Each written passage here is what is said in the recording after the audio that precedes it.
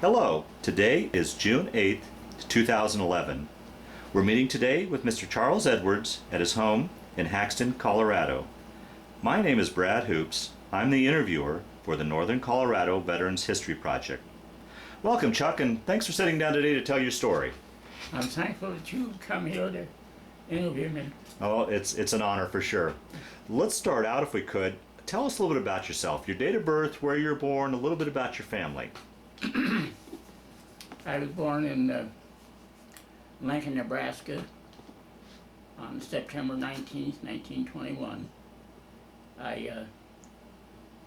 My father was a meat cutter, and at times he'd be in business for himself, at times he'd be with Piggly Wiggly or other chains, and so we moved around a lot. We might be at one place 3 or 4 months.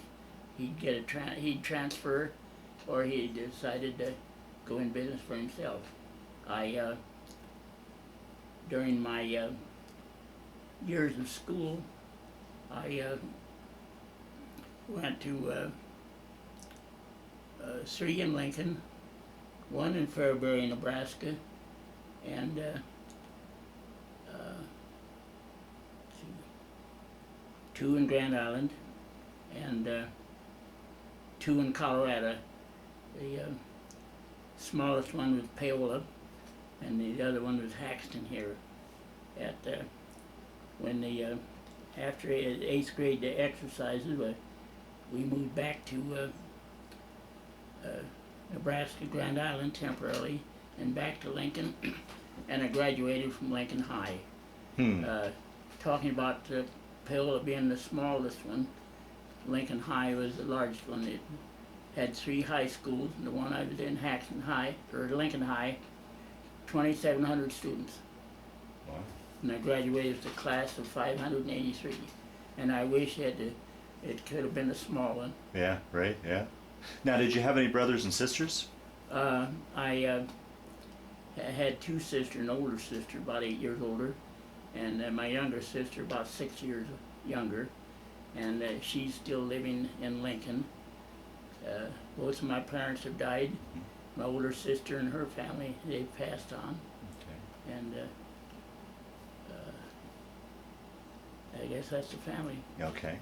Before we get into your military experience, one thing I always like to ask you guys, another historical event, what memories do you have, and how was your family affected by the Great Depression? At the time, from 31 to 35, well, first of all, when we first came to Colorado in 1929, my dad went into business in Paola. He had a cafe counter on one side of the building and a meat market on the other side. And from there we came to Haxtun, and he opened up one here in Haxtun. And I don't know what to say as to it was Depression years, yes. And you guys made it through okay. Yeah. Mm-hmm. Now, being out, were you out here during the Dust Bowl, and were you affected by that at all? Oh yes. Talk a little bit about that. I'm not definite, but it may have been in April of 1934 at the old grade school. One afternoon, with the dust storm like it was, it turned black as night. It was about 2:30 in the afternoon, and that might have been on a Wednesday, and we got out the rest of the week. Wow. Oh, jeez. I'll be darned.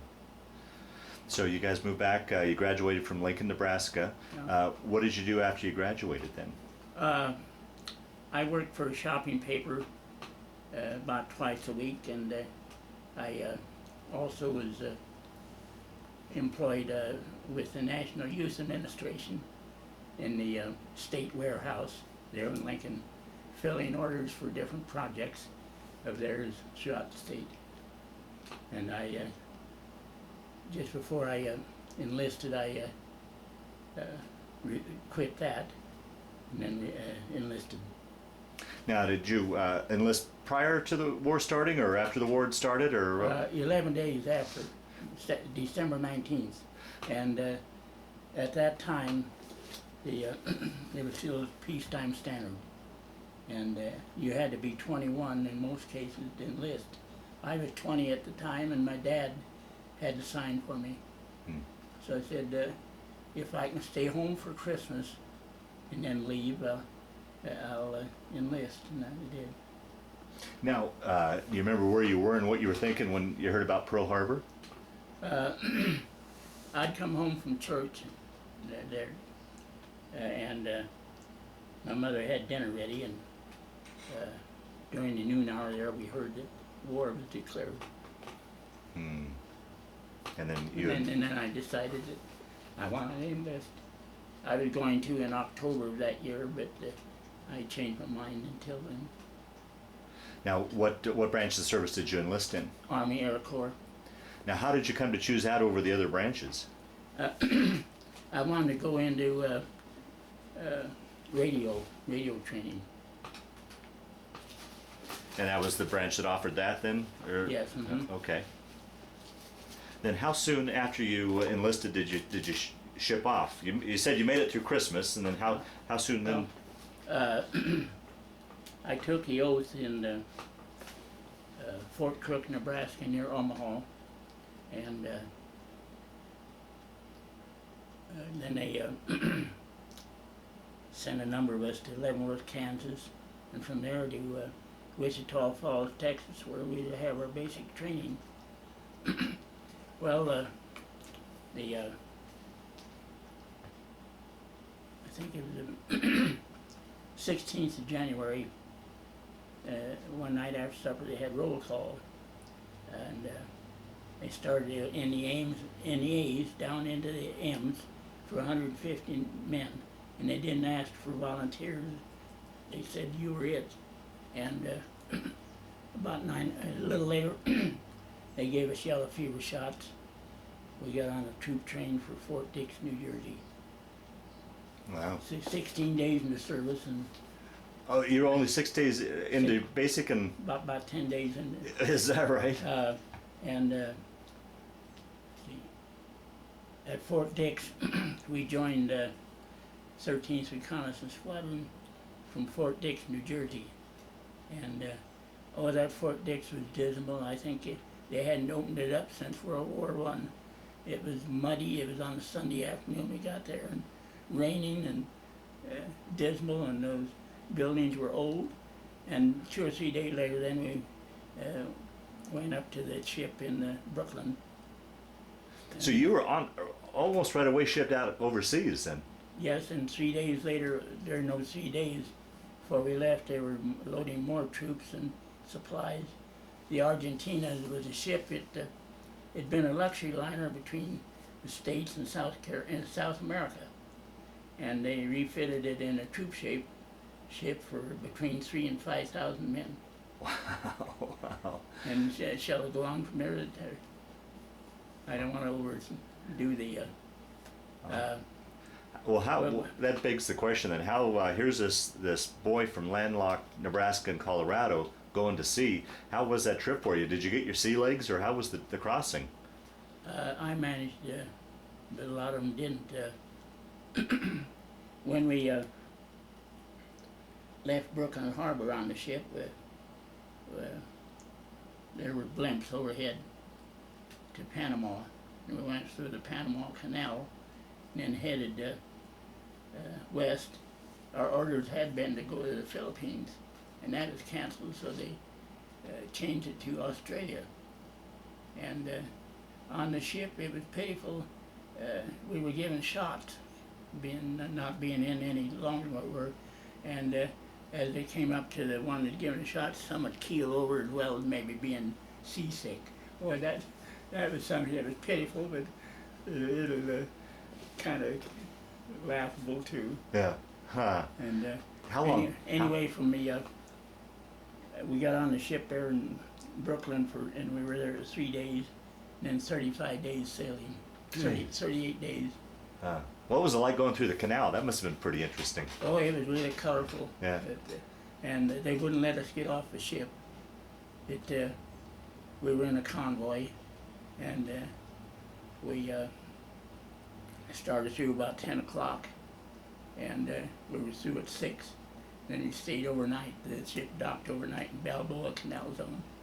Wow. And, And then out to the Pacific, and then Yeah. you made a straight shot then for Australia, or did you stop Yeah. along the way? no, after a week after we left Panama, we joined another convoy. And why couldn't they have sent us to the West Coast and then got on that? Yeah, right, yeah. Was there any worries when you were crossing as far as Japanese subs or any? Yeah. Yeah. And that's why the blimps overhead until we got to Panama. And what were conditions like on the ship with all these thousands of men on the ship, and what were your sleeping conditions like, and the food and? The bunks were about 4 high, and they fed us twice a day. In fact, we didn't go hungry even at that. Yeah. What would you do to pass the time away for that entire time? Oh, reading or games. Yeah. And they, after we left Panama Canal, they gave us we could have our canteen filled twice a day. And we had to take showers in salt water. Wow. So you made a shot for, where did you guys land in Australia then? Melbourne. Melbourne? And were you able to get off and explore the city at all, or what? No, we went to Camp Darley for 2 or 3 days, and then from there we went to an Australian airfield about 15 miles from Melbourne. And what basic training we had, a lot of it there. And the government hardly ever mentioned as to that, but 23 days in the service on the way overseas. Yeah, right, yeah. 150 of us. Of course, we joined this squadron from Bangor, Maine that had the peacetime men in it. Maybe about 240 some men altogether with us. Now, how was that transition? I mean, you had a different than most people, but how was that transition going from civilian life to military life for you? Was it much of a change? Well, I think for a lot of us, it was a shock, because at the time I signed up, as well as the others, we were to have 6 weeks training. Right, yeah. And then go to different schools or such, Mm-hmm. and then go overseas. Right, that's the way most people did it, but you guys went right away. So you basically began your training down in Australia then, really? Yeah. Yeah. Were you able to eventually get into radios, or how did? Well, I was on the ground communications as a switchboard operator a good part of the time. And when we were up in New Guinea, I'd set off the alarm for air raids and such. So then from Australia, after your training, how long were you guys in Australia roughly? About a year. Oh, is that right? Okay. And then you moved up to New Guinea and set up bases there? Our first base, I mean, when we first left Australia, we'd been in somewhere in the northeastern part of Australia, and we'd gone up to Milne Bay, New Guinea. That's on the west side of New Guinea. And we had B-17s at the time. We went up there with 12 B-17s, and after 6 weeks, after those planes going out on bombing, we were down to 3 planes, and the Survivor Squadron had malaria, and we'd been bombed day or night, and so we had to evacuate back to Australia. Is that right? Did you come down with malaria? Did you? Yeah, and then just after we came down to be settled in Australia, I came down with malaria the first time. Oh, the first time. Oh, jeez. 30 days. What were conditions like that initial camp up in New Guinea? What was you in the jungle, I assume, and Yeah, in tent city, or do they have? tent. Yeah, all the time as overseas, we were in tent. 4 of us to a tent. And how was it adjusting to going from the climate of Colorado and Nebraska to this hot, humid climate? Was it much of an adjustment for you? Well, with a lot of it being from Lincoln, we had hot summers there. And Yeah. So a lot of us adjusted to it. Okay. Yeah. Did you have any interaction with the local natives at all? Or ordinarily, the villages were out of bounds to the Okay. military. Sometimes some of them could go to the village and be there a while, and sometimes some of the natives would come down to our squadron and maybe perform a little dance or a little entertainment or such. And Well, that must have been interesting. I mean, I think about your generation. I mean, growing up, well, you guys moved around a fair amount with your dad's career, but by and large, you were kind of just in this area. Now you're halfway around the world in this exotic country that with these natives dancing. It must have been a fascinating thing to. Yeah. So now you guys were pretty much decimated up there, and you came back to Australia. How long then were you in Australia? 4 months. 4 months recuperating and rebuilding. Yeah. And then from there we went this time to New Guinea, to Port Moresby for 8 months. And how were conditions like that? Were they any better there? With Yeah. and But we still suffered from air raids. what for someone like myself who's never been in battle or in a situation like that? What's that like? I mean, what are you being bombed and shot at? What's You crawl down in the trench a little more, for one. One Sunday,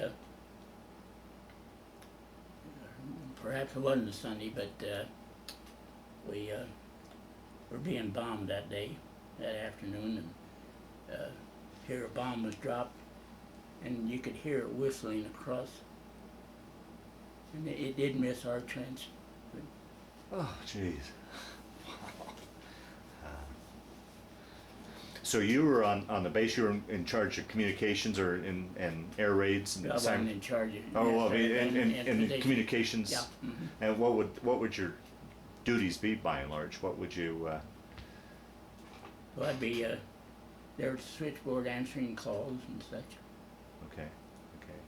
And once again, were you? This is a base of B-17s or? Our first year, we used B-17s. In our second year, we changed to B-24s. They had a longer range, and I don't know for sure. Maybe perhaps a heavier bomb load. Okay. And you said living conditions are a little bit better at Port Moresby, or Yeah, but still in a tent. yeah, we still were raided. Oh boy. And what were? One time there at Milne Bay. Perhaps I'm carrying on too long. No. One night we heard someone say, "Come here, Joe. Come here, Joe." There's a sniper up in the tree. And just after that, we got him. Oh wow. But this Milne Bay had been a coconut plantation of some corporation in America. So Even though you guys had taken over the island, there were still snipers and. oh yeah. Yeah. Wow. Jeez. So you had to be constantly on your guard then. You really couldn't let your guard down. There's one spot, cross post, and it said 85 good Nipponese, that meant Japanese, were buried here. Wow. That was before we got there. Yeah. And then from Port Moresby, then where did you guys go? Did you start just working your way up the pipe? Yeah, 3 or 4 different places.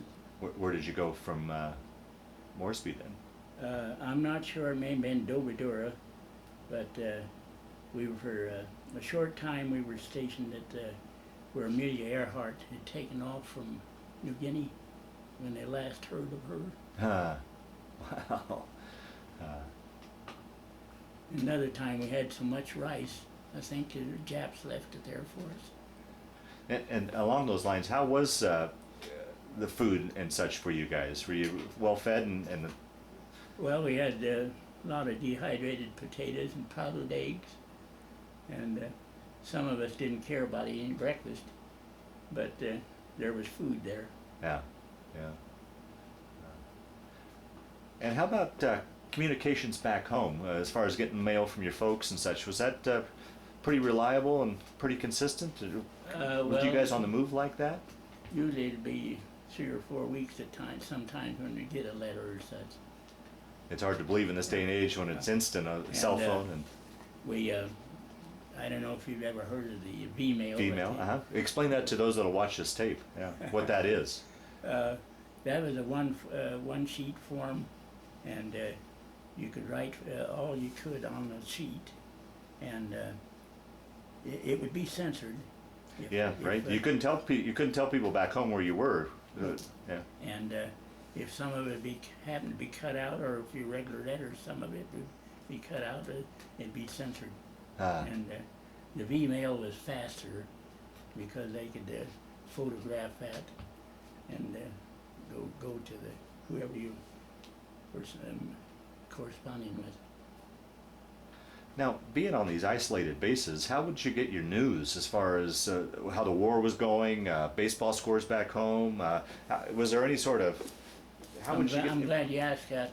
There was some radio stations, and one was a station, and I don't know where she may have been stationed at. It was Tokyo Road. Oh, okay, right, yeah. And she at times would tell about our squadron. She'd say, your squadron had gone on missions here and there, and she'd play music for us. And it turned out that she was Japanese, but she was a native of the Chicago area. Right, yeah. So that must have been... But she'd tell about different things that our squadron had done, which is so, and I don't know where she got that information. Well, that must have been kind of scary to know that the enemy knew your moves, and I'll be darned. So continue your story as you move further up the pipe, I guess is what they call it. From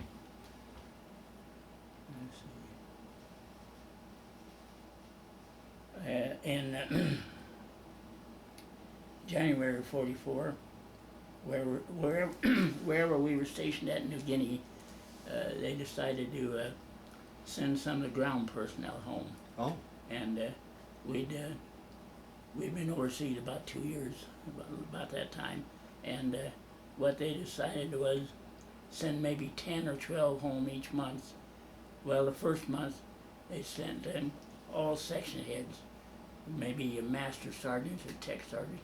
Well, there'd be a promotion for 10, and I was placed on the June quota, and but I didn't get to leave until 2 months later, about the end of August. But you're able to get back home for a leave then? Yeah. And how long were you home? 22 days is all. Does that include travel time or? No, plus travel time. Oh, plus, okay. But after 32 months overseas, and then that's all they. Oh, jeez. 2 or 3 months later, when I was stationed in South Carolina, I got another leave.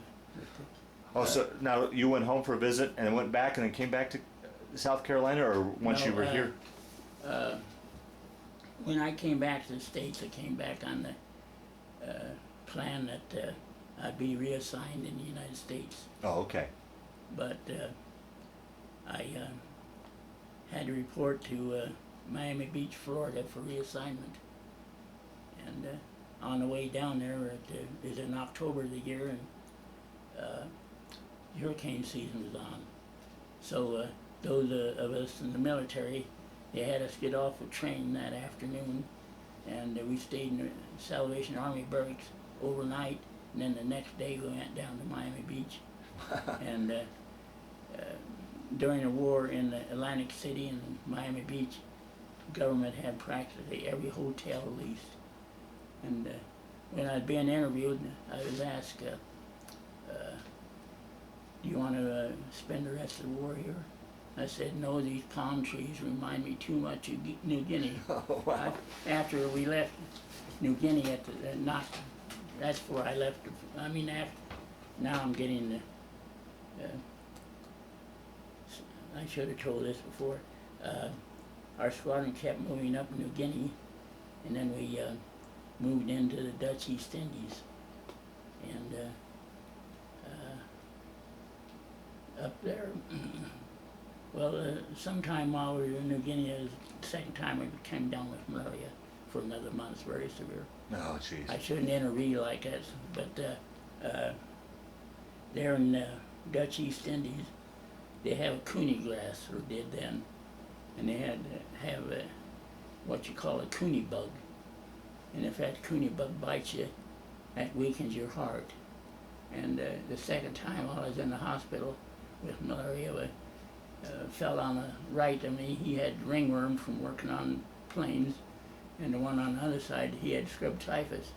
Well, every afternoon, the nurse would bring him a shot of whiskey to help strengthen his heart. And I said, "Can I have one too?" And she said, "No." And for 30 months, we were paid in Australian money. And the last 2 months I was there in Dutch East Indies, we paid in Dutch East Indies money. And the largest at that time we were paid was what they called guilders, $5 bills. And I had, I think, 2 months pay. They kept peeling it off. I had about 40 of those. What would you do with it? Would you? What most of them did was they gambled. Oh, okay. And after 2 or 3 days or nights, 2 or 3 fellas would send money home. I mean, could you convert it over to U.S. dollars, or how would you get it home? I mean, you could transfer it home that okay. way, through your orderly room. Oh, okay. So now you get transferred back to the States. You're down in Miami, and you declined to stay there because it reminded you of New Guinea. Where did you go then from Miami? Greenville, South Carolina Air Base, Okay. B-25 training base. Okay. And once again in communications, or were you? I was in statistics. They had 12 crews at a time in training for the B-25. Oh, so you were going to get on? You were training to be on the plane then? No. Oh. Just the paperwork. Oh, okay. In the statistical office. Oh, okay. And I can show you a picture later, and if I do have, there'd be a blackboard. It'd be about the width of this, and we'd on paper we'd keep daily reports of individual training, and then on this blackboard have listed and every Saturday afternoon one of the officers would call Mitchell Field, 1st Air Force Headquarters, and report the week's training. And he'd look off that board and such, and he'd be on there for, or maybe one or two would be on there for an hour or two telling about the training. And so is that where you remained stationed through the war, or were you? Down to the rest of the war. Okay, okay. Do you remember when you first heard about VE Day and VJ Day, and was there a celebration there on the base? And I might say, while I was in the South Pacific, I was in the 5th Air Force, and when I was in Greenville, South Carolina, I was in the 3rd Air Force with the headquarters in Tampa, and then transferred as to the 1st Air Force, which was Mitchell Field, New York, but I didn't have to go to New York, and still remained in South Carolina. With VE Day,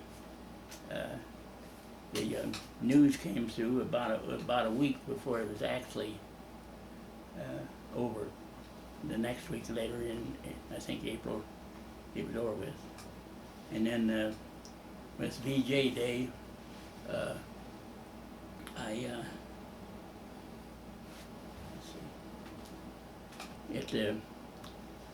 about a week or so before VJ Day, I was processed for discharge from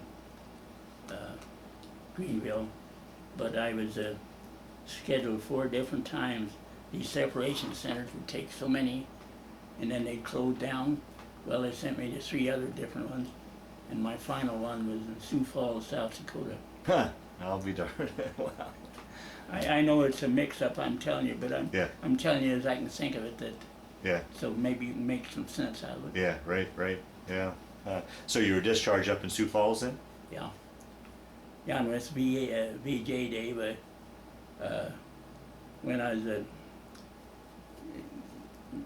to finish at the air base, I asked if I could go home on furlough and then come back and be discharged, and said no, you have to remain here. And so I was at Greenville, South Carolina for VJ Day.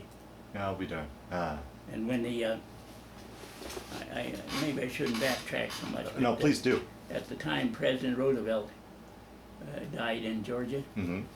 I was there at the depot when that plane came through, when the train came through. Oh, is that right? On the way back to D.C.? Yeah. Oh, with his body? Yeah. Is that right? Wow.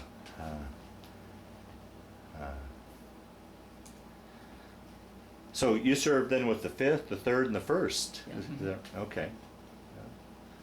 Okay, so now we'll continue the story. You get discharged in Sioux Falls. Take your story from there then.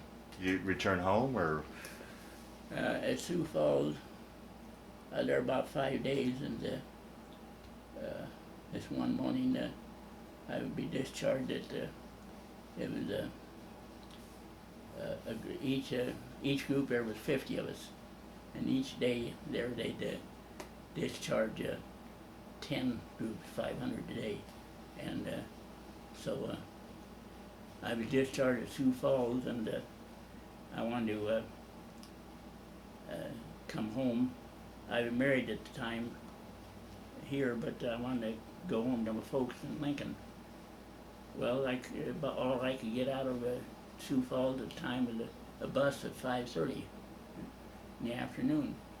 So I got on the bus, and here at midnight, Sioux City Highway, and I had to change buses there, and then to Omaha, and I had to change buses there to go to Lincoln. So I got home about 2:30 that morning. Oh boy.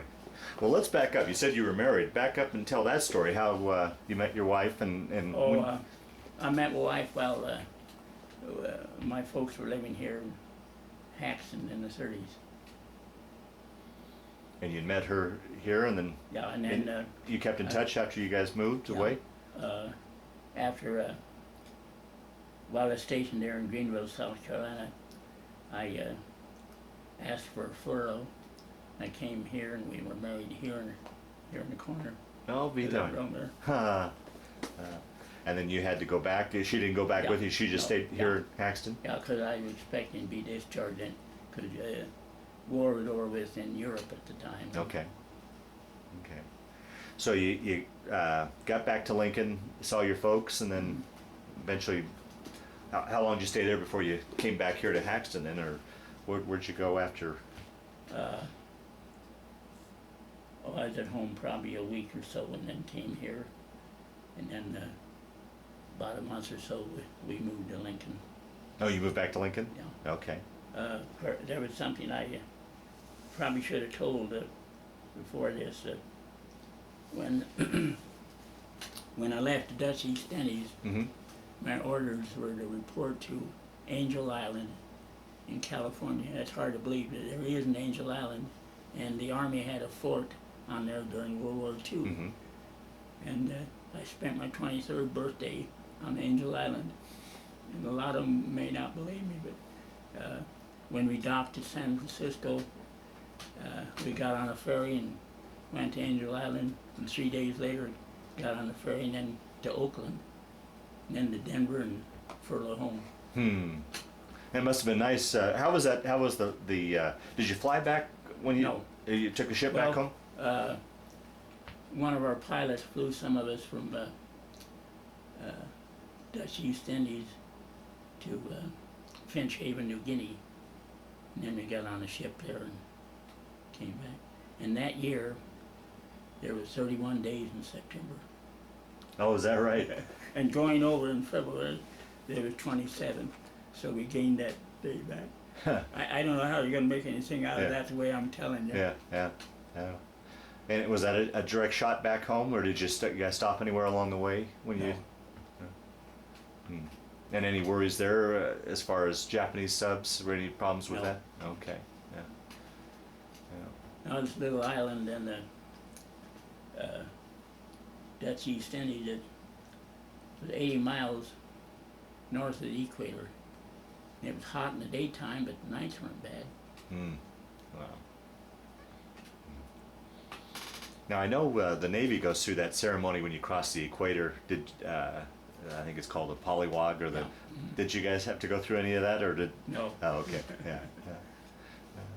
That must have been nice after being in those conditions to be back in civilization, back in the States it was. again. Yeah. And through the years, I've always had guys that talked about cravings they had that they missed from home. Anything that you remember having a craving for once you got back to the States? Not that I can think of it. The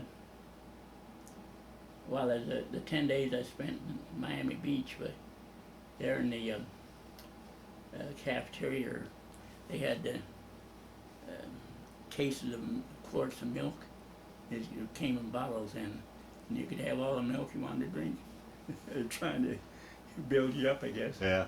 After all that time with the powdered stuff overseas, yeah. Mm-hmm. Yeah. As to the malaria, when we first moved up to northern Australia, but at supper time there would be two medics there, and before we went in to eat supper, and they'd hand you two Ativan and or two quinine tablets, and they'd see to it that you took that.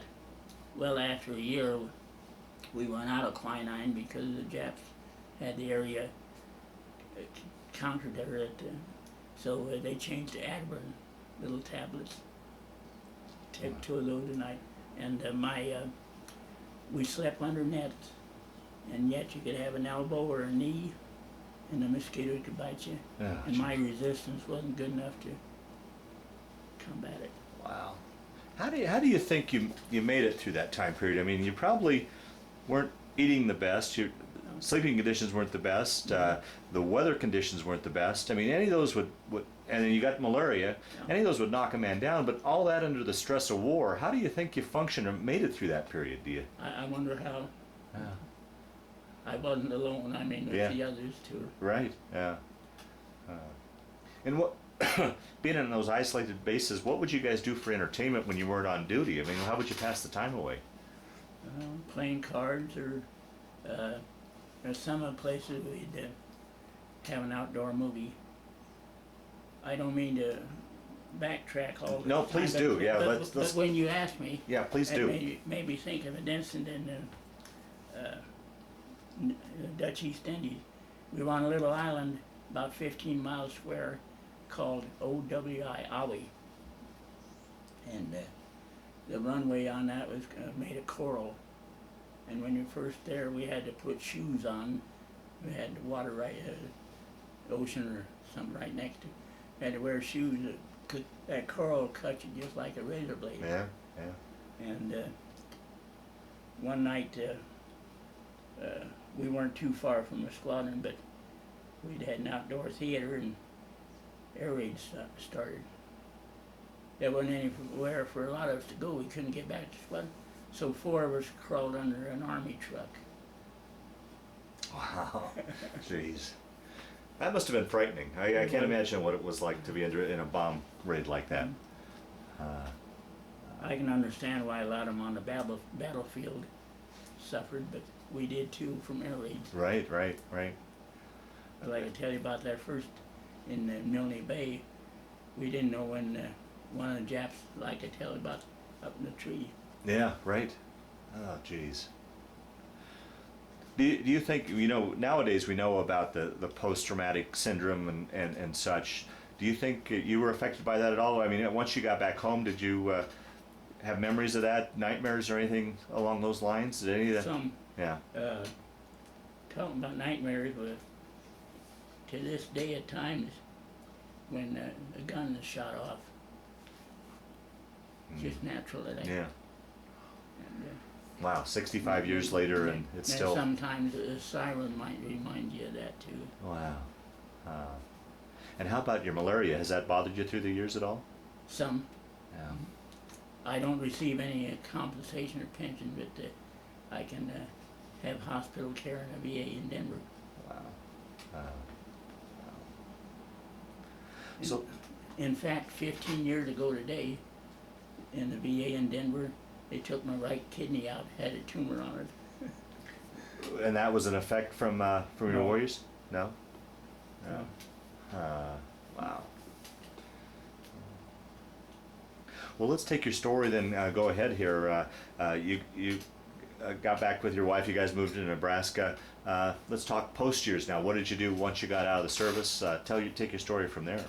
I went to work for my first steady job with American District Telegraph, fire alarms and burglar alarms. It isn't like on TV today. They install it in houses and such. This was just in businesses. Okay. Uh-huh. And there in Lincoln, in the back part of Western Union, they were set up, and there was about 40 alarms on the wall. And whenever one of those went down, you had to go down and investigate. And we had permission to carry a 45 with us, and with the banks or fur vaults and things like that, we could call the police to have come along with us. Wow. And after about 15 months of that, there wasn't any future to it in Lincoln except nights. So I quit, and a short while later I went to work for Safeway as a relief clerk. The office lady, she'd call in the morning, report to store so-and-so. Well, maybe at noon, report to another store. So then the store from half a day to 2 or 3 weeks. And each store would pay me, so I didn't have to worry about my pay. Towards the end there, they had 2 small stores and 8 large ones. And I was at one of the small ones, and they changed managers. And who showed up but the first one I worked for. Oh, is that right? And I didn't want to work for him. So I wasn't fired, but that my career was Safeway. Oh, okay. Yeah. And then what'd you go on to do after that? Well, then just a little later on, we moved out to Haxtun here and worked in grocery stores. Okay. So you went on the rest of your career then in the grocery business? Yeah. How many years altogether do you think you worked? 41. Oh, you're a southpaw, aren't you? And how about children, grandchildren, great-grandchildren? We had 2 sons. First is Chase, and then Warren. They're about 4 years apart. That was our family. Mm-hmm. And Chase, Chuck or Charles is his real name. He was in Okinawa during the Korean War. During the Vietnam War. Okay. So 2 generations serving the. Warren wasn't in. Yeah. And then how about any grandchildren, great-grandchildren? Let's see. 3 grandchildren.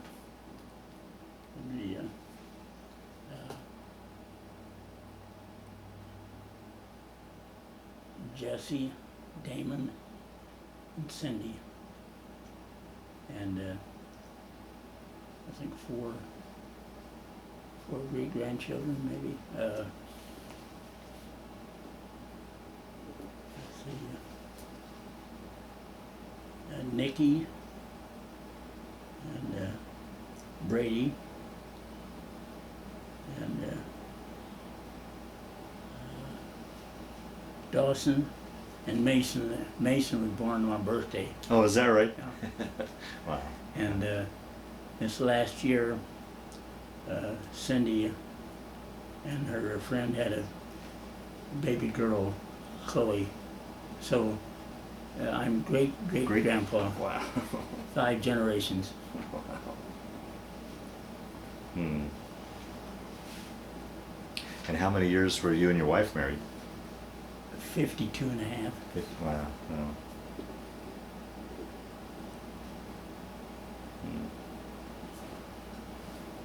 She had leukemia the last 4.5 years.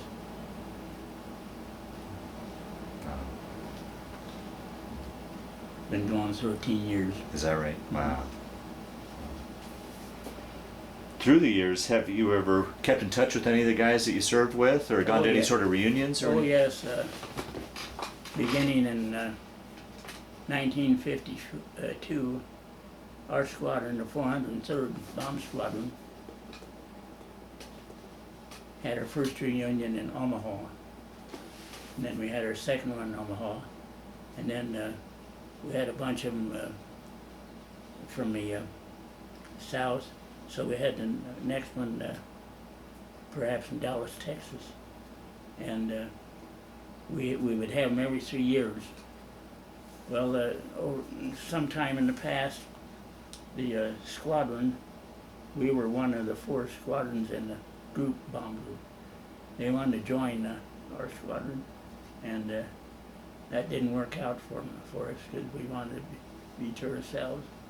And so the 43rd Bomb Group, the other 3 squadrons, they still have one every year reunion all over the United States. Hmm. And we've had ours in Denver, Colorado Springs, Oklahoma City, a place or 2 in Louisiana.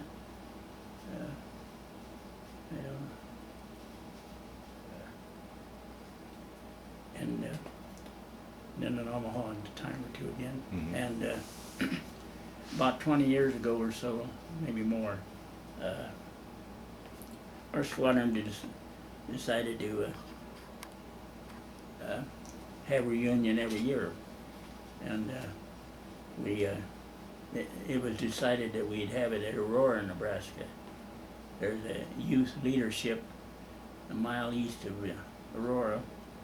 They have 2 buildings just like motels, and they cater to reunions and such. And so from that time on, the 2nd of September in each year we could have a reunion. We couldn't get any other time.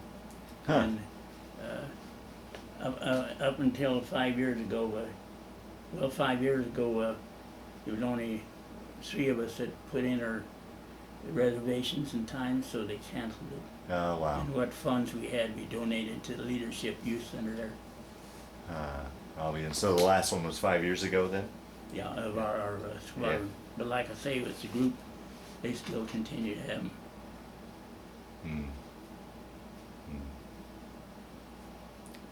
Well, Chuck, we'll start to wind down this interview. Is there anything I didn't ask you that you wanted to talk about? Any stories that have kind of floated to the top as we've been talking that you want to talk about? So hopefully we've captured your story as best we can, or do you think we've covered everything? What? I think I think everything's been covered. As I pop up thinking of something more at times, that's me. I mean, Yeah. backtracking and such. Yeah, right, sure. Well, one question I always like to ask at the end of these interviews is, how do you think those warriors, when you were in the service, how did that affect your life, play a role in your life, change your life at all, or do you think it was just a chapter in your life that you went through? How would you answer that, do you think? Well, I realize that the government does things that they shouldn't have, and I feel that they shouldn't have done that to us. As far as shipping you out so soon, like that? Even though the 150 of us that joined 85 peacetime, I feel that we should have had our training and our schooling. Yeah. And we weren't compensated anything for that. I don't, I hadn't expected money or such, but I mean, Acknowledgement at least. Yeah. How do you think, once you guys got overseas, did that play a role in the fact that you didn't have the training? I mean, as opposed to those that did, I mean... Well, while we were at Melbourne, we did have some training. maybe not all that we should have, but I think it turned out about the best it could be. Hmm. Wow.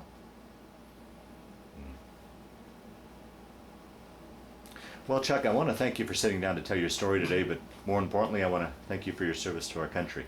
And I want to thank you for coming and taking down what you can make out of it. It was my honor. Thank you.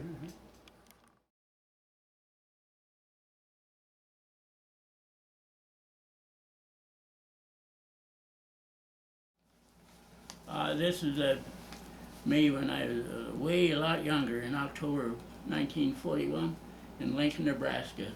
I had high hopes then. This was the communications section of the 403rd Bomb Squadron in New Guinea. And you said this is you right there. Yeah. Okay. Zoom in on that.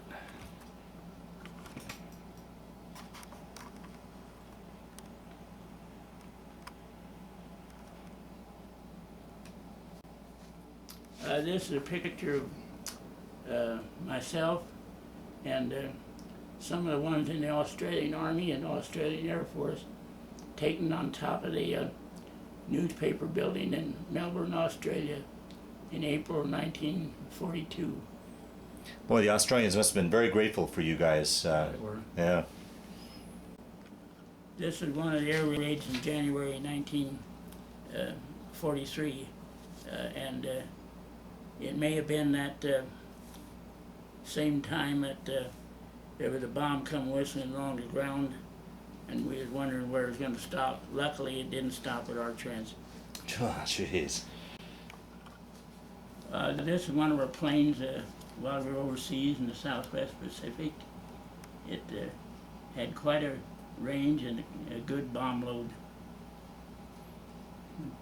Now, prior to entering the service, had you ever been on an airplane? No. Oh, that's another incident I missed telling you. Tell it while we got the camera on, please. In April of 1942, being of the ground personnel of the communications, a pilot took us up in a plane and circled around Melbourne, get us acquainted flying in a plane, and as we landed at the aerodrome, taking turns leaving the plane, I reached for my parachute, and instead of having hold of the handle, I had a hold of the release, and here it billowed out as I was leaving the plane, and an Australian said there, he said, "I'll repack it for you," and I said, "What do I owe you?" He said, 2 packages of cigarettes. So the next day I took him cigarettes, and from that time on, my name was Ripcord. Ripcord? And I have an article on that, but I can't find it. Any other day I can find it. Yeah. Sorry. Oh, what a great story. I'm sorry these things crop up like Yeah. this. This is our calling card. Mariba, at the time we were at Mariba in Australia, but still going out on bombing missions, but Tokyo Rose called us the Mariba Butchers, and but we still went out on missions. Hmm. This, once again, is our squadron patch. It was so named by Tokyo Rose, and we always used it as a squadron patch. This was while I was stationed in Greenville, South Carolina, in a statistical office. We kept daily reports on the individual crew members over a 12-week period. And as to the blackboard there, you can see how much space it took. And that's the blackboard you were talking about earlier in the Yeah. interview. Yeah. Wow. I was in 3 Air Force units during World War II. There were 21 all over the world. I was in the 5th in Southwest Pacific, the 3rd in Tampa, Florida, and the 1st one in Mitchell Field, New York.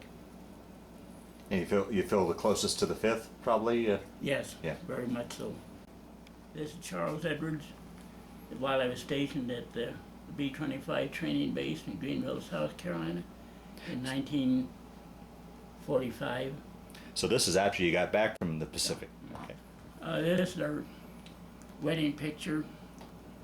My wife, myself, and with Reverend Otto Larson, the pastor, and his wife. This is an award from the American Legion in Haxtun, Colorado, that my wife and I received for raising the flag out at the Haxtun Cemetery each day. Oh, wow. This is a picture of my wife and myself. It was her 50th alumni reunion here in Haxtun, and I can't give credit, I have to take it in Lincoln.